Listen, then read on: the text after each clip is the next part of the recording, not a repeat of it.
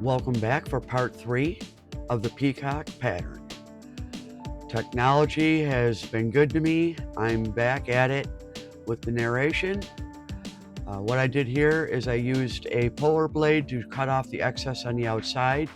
Because this piece is so big, it's difficult to turn it around, so any excess material is no longer in my way. Like the last video, I'm using the spiral blade to do some of the pieces on this pattern. That just makes it so much easier for me to cut them out without a lot of twisting and turning. Like I said, this is quite a large pattern, and my body does get in the way when I do a lot of turning. It's not too bad, but it did become a problem later on, but I was still able to get the work done. This was a very ambitious project for me to do. After being at the saw for almost a year now, I felt that I was capable of doing it efficiently and in a manner that it would turn out quite well. But it was a challenge, and there's a lot of things with this pattern that force me to be on top of my game. There's very little room for error, and I used a lot of muscles in my arms that I didn't know I had. So all the things that I learned in this past year, I actually applied a lot of that knowledge and experience to this pattern. I was forced to, and I will be explaining a lot of that as we get further into the pattern cut. For this entire pattern, I only used 3 crown blades, flipping them, getting the use of both sides, 1 spiral blade, and 1 puller blade, which I thought was phenomenal. And only 1 blade actually broke in the process of doing this, which I thought was pretty good as well. What I did notice though was when I glued up these patterns, I did them all at the same time, and this being the last one that I cut, it was about a week and a half later, and what I found was that the pattern started lifting. So for whatever reason, the glue wasn't as tightly adhered to the tape underneath. That in itself is not a huge issue. I got through it on this pattern, but I'm in the future going to put the pattern on and cut within 12 hours time. Because having done that in the past several months, I never had an issue with the pattern lifting up off the tape. You may also notice that a lot of these cuts are super fuzzy, and it looks like it's trashing the wood. That's actually where there's an overlap of the pattern, because I had to glue 2 pieces together and then glue it onto the board.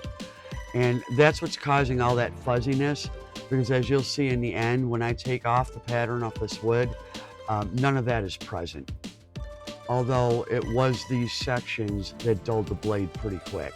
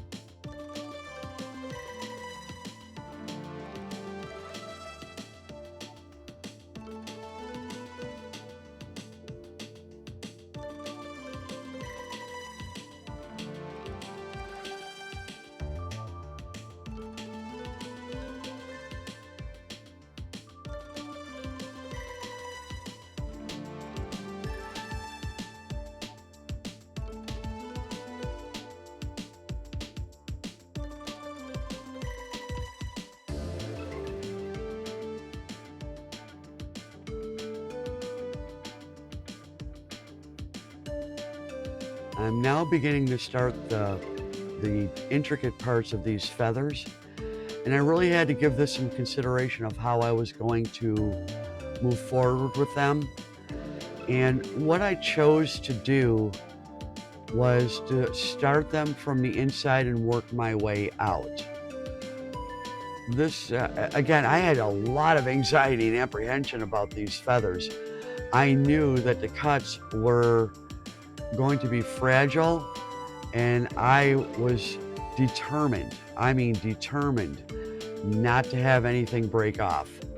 While I'm good at fixing after a mistake, I didn't want to have to be fixing anything on this. And for me, that was a goal to achieve on such a complicated pattern.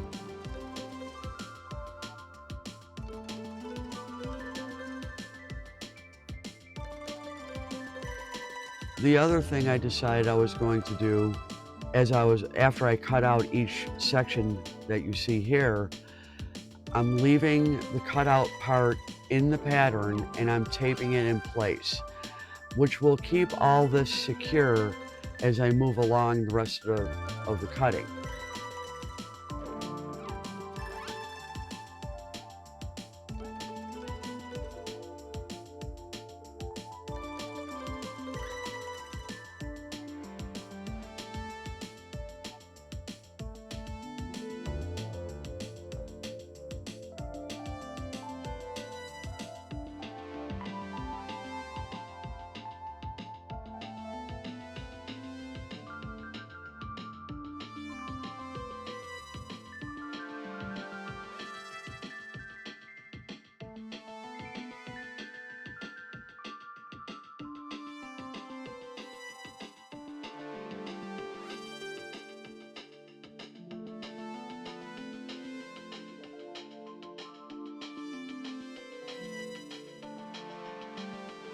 I quickly realized that by design, it was going to become a little bit iffy on my fingers getting in the way of that blade trying to hold down the pieces I was cutting. This was not at all what I had expected, but using a piece of scrap wood to give me a little bit more platform of holding everything down as I was cutting, I became very comfortable with it. And that was huge for me because my fingers were getting precariously close to that blade, and I'm just not in the mood for a bloodbath, so to speak. While, I'd be fine, I just didn't want to go there. I kind of like my fingers. So I tell you, that little piece of scrap wood I've hung on to for quite some time, and because it's curved, it truly came in handy for a lot of the cutting on this pattern.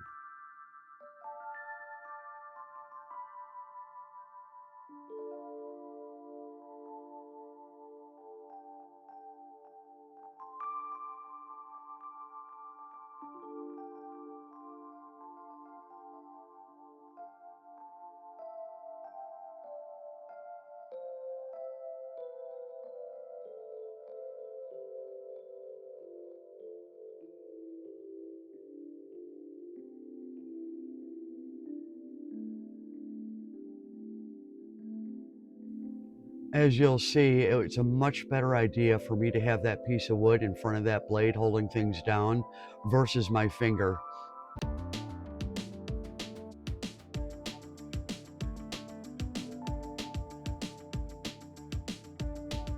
I'm putting the packing tape on the sections as I go along. Some of the sections I didn't have to do it right away. It stuck in, it wasn't moving. So I was able to cut a few feathers out and then apply tape. I hope you enjoy the rest of the video along with the music, and I'll be back towards the end to give you my final thoughts on this wonderful project.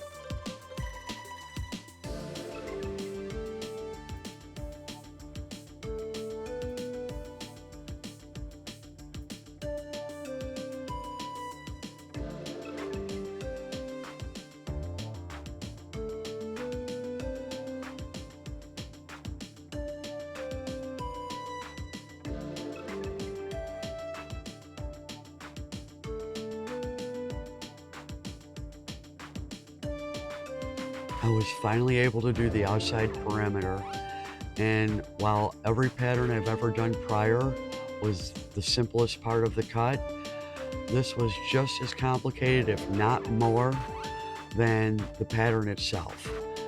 I also had to keep this outside cutoffs in place so as not to break off any of these delicate features of this pattern. So it was pretty tedious. Actually, I thought it would only take me a half hour, and this part of the pattern took me 2 hours to cut, which surprised me. So all in all, this was 14 hours and 45 minutes or so to cut the entire pattern, and I was impressed with my own diligence to stay with it, because I definitely wanted to give up many times, but I was determined, and I was extremely happy with the outcome.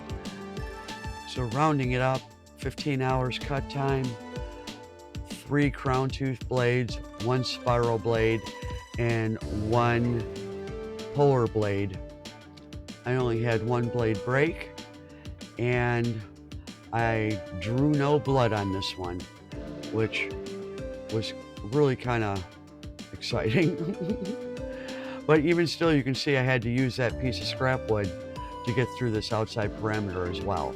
And I'm very thankful that I kept those cutouts of the feathers in place, because they were trying to lift even with the tape on it.